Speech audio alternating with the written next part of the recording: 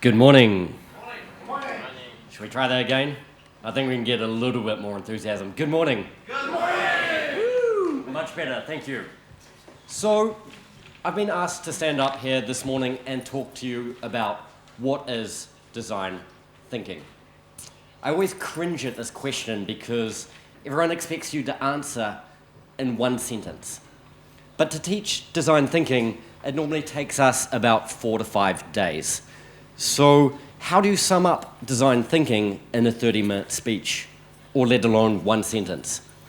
So I normally say that design thinking is a technique for solving complex problems in a creative way for human beings.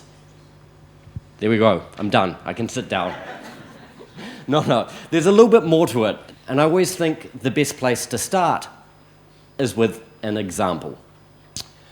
So, child obesity is becoming a serious problem. In the developed world, 1 out of 5 children are now becoming obese. It's not quite so bad in Poland. I believe it's about 1 in 6. But still, it's a serious problem. We've got children who are massively overweight. But, statistics, they mean nothing. They're just numbers, right? You can't really relate to numbers.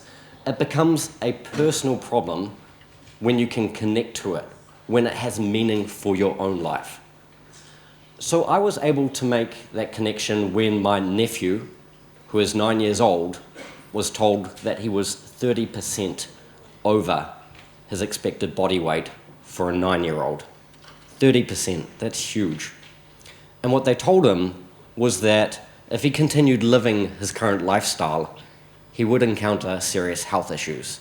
He'd probably have diabetes, and he may even end up as an amputee, losing his legs. That's a tough message for a 9-year-old to hear. It's a tough message for anyone to hear, in fact. So it got me thinking, how could we use design thinking to look into this problem? And a great place to start with design thinking is to go out and tackle the problem from different perspectives. And so that's what we did. We went out and we asked people what they thought the problem was. You're not meant to be able to read all of what's up here. Don't even bother trying. The point is that depending on who you ask, you get so many different perspectives. Some people blame the mother. Maybe it's the mother's fault for feeding her child too much unhealthy food. Maybe it's the child's fault. Maybe the child has their own money, they're buying junk food after school. Maybe it's the junk food industry's problem for selling the food in the first place. Or is it the advertising industry that's at fault for making this seem more attractive? Who knows? You've probably got your own perspective. If I asked all of you, we'd probably come up with 100 different answers. And the point is, when you map it all out, you end up with something that looks like this. It's not helpful. It's a spaghetti mess of different complex elements, all interconnected. And when you see a problem like this, which is child obesity mapped out, how do you solve something like that? How do you come up with a meaningful, impactful solution? To give you a more visual perspective, I often like to think of it as being like this. For any of you who have ever been fishing with small children, you know this happens about 3 to 4 minutes after you start fishing. Dad, or like, Uncle, I've got a knot with my fishing line. And the problem with a knot like this is that you start to pull on a thread. And if you pull on the wrong thread, what happens? It gets worse, the knot tightens, which is exactly what happens with this spaghetti mess. If you pull on the wrong piece, the problem gets worse. So to give you one example, in the 90s, fat became a huge concern for consumers. And the food industry, they caught on to this. And they said, okay, we'll reduce fat within our food voluntarily. And so you saw a huge reduction in fat in food. But food doesn't taste very good without fat. So what did they do instead? They bumped up the sugar, they bumped up the salt, and that was arguably not a great outcome for us as consumers of food. We ended up even more unhealthy by cutting out the fat. We made the problem worse. And so it's important that you pull on the right thread. So how does design thinking help with this pulling on the right thread? Often when you see design thinking, it's mapped out here. Depending on who's made the map, there'll be 5 to 7 steps. And when you look at it, it often looks like a really linear process. Step 1, step 2, step 3, step 4, step 5, and so on. But that's not the case. It's far more of a creative process where you hop over some steps, you repeat steps, you go around and tackle it in your own way. Also, if we look at this map, we notice that it spreads out, and then it comes in, and then it spreads out again. So what's that all about? There must be a reason why it's there. And the reason is because design thinking is made up of converging and diverging. So I'm going to talk a little bit more about that in a minute, but first I wanted to talk about it from another perspective, which is that design thinking is really about trying to figure out what the problem is. So if we take a look at this picture, it's pretty clear what the problem is, right? We have a broken bridge. Broken bridge, what's the solution? Fix the bridge. Yeah, maybe, but there's a trick to this. It wouldn't be that simple. So, as Feder said, we have to talk about why. Why do we want to fix the bridge? Okay, great, to cross the river. Why do we want to cross the river? Get to the other side. Why do we want to get to the other side? Maybe we want to deliver a package. Okay, so why do we want to deliver a package? Oh, there's a message in the package. Okay, now we're getting somewhere. Why do we want to deliver the message? Oh, it's crucial that this person has the information. Once we realize that the problem is moving information from one side of the river to the other side of the river, we can solve that problem and we don't have to worry about building the bridge. So it's very important that we dial down and we understand what the real problem is. But design thinking isn't just about problems though. I think typical business schools focus really well on analyzing problems. What I think design thinking does differently is that it's very solutions orientated. It's very orientated about how can we come up with the best answer. Or not even the best answer, but how can we come up with an answer. I talked about design thinking and the 5 to 7 steps and the fact that it looked like it was step 1, step 2, step 3. But it's not. It's more like this. It's more like an exploratory journey. It's more like exploring around the problem. And so I like this picture here because out of all the spaghetti mess that we saw in that first picture, just pick one thread to pull on and start exploring that. And the thing about exploration is it never goes in a straight line from A to B. You're going to go down some dead ends. You're going to get stuck. You're going to go the wrong way. Occasionally, you're going to cover the same ground time and time again. And you know what? That's okay. That's part of the exploration process. It's part of the creative process to realize you don't always have to go straight to the answer. So design thinking has a lot to do with how you think about problems, how you think about solutions. Really, a lot of it is made up with a mindset. It's about having a solutions-orientated mindset. It's about having a creative mindset. And the thing about new mindsets is it produces new results. With new results, you can start doing interesting things. It's about zigging when everyone else zags. It's about swimming the opposite way. We have a saying in English, I'm not sure if it translates to Polish, but only dead fish swim with the current. Heard this before? No. Anyway, the whole point is try and do something different. Try and move into a new space where it's not occupied by everyone else. So to give you an example of what I mean by this, take Sweden. Sweden has a speeding problem. People drive too fast. Having driven on your motorways yesterday, maybe you have the problem here. I'm not sure how you guys feel about it. But anyway, so Sweden has a problem, right? People are driving too fast. So most countries are focusing, how can we stop people from driving so fast? Sweden took a different perspective. They said, how can we reward those people who are in fact driving safely? How can we reward those people who are driving at the correct speed? So what they did is they ran a lottery. All the money that was collected by the speeding cameras, that got dished out, that got sent out to people randomly who were driving safely at the correct speed, because they realized that rewarding people is a far more powerful motivator than punishing people.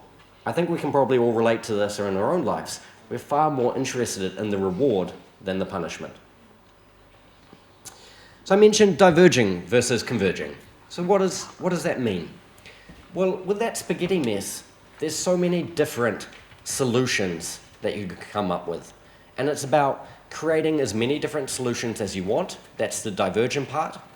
And then it's about picking one of those, making a choice about which solution are we going to go after. And that's where that exploratory journey comes on. The circling round, doubling back, it's about making a choice and sticking with that choice to see where it can lead. Often I find within universities, education systems, we're very concerned about coming up with exactly the right answer. Maybe you can relate to it in your own schooling. You always want to know exactly the right answer. Design thinking is different in this perspective. Design thinking is honest in saying, hey, you know what? It doesn't have to be the perfect answer. It can be a good enough answer. Just start with a solution and see where it leads. Start with good enough and go from there, because you can learn a lot more with a half-perfect solution than you can spending all your time stuck in a university trying to come up with the perfect solution. Here's how to think about design thinking in a different way. I've talked about design thinking in a very high-level perspective. So another way to think about design thinking is a collection of tools. It's like a toolbox. And within that toolbox, you have, say, anthropology-type tools. So that might be interviewing people, it might be observing people, it might be immersing yourself in their culture. These are all different tools that you can use. And maybe I've resisted defining exactly what design thinking is, but I've done that very purposely, because I think once you put a really rigid definition on design thinking, you remove the ability to be creative. I don't want design thinking personally to be a rigid sport. I don't want it to be a rigid technique. I want it to be open, flexible, pragmatic. Use whatever tool works best. But like all tools, they can be used for the wrong reasons. Not all tools are useful all the time, right? You have to select the right tool. I'm very conscious that design thinking isn't the answer to everything. Design thinking is useful for a lot of problems, particularly complex, sticky problems, but it's not always right. There's times when we need analysis. There's times when we need that typical business school perspective. It's not about throwing out all those previous other tools that we've had. It's about using design thinking to complement our other ways of solving problems. Like Federico talked about, tools can sometimes be used the wrong way. So he mentioned about the ethics of empathy, and I just want to build on that a little bit more and say the ethics of design thinking is also crucial. We need to use design thinking in a way that makes the world a better place, which I think is very much Federico's point and something I very much agree with. So I was recently in the US and I was talking to a company that was building an application for Starbucks.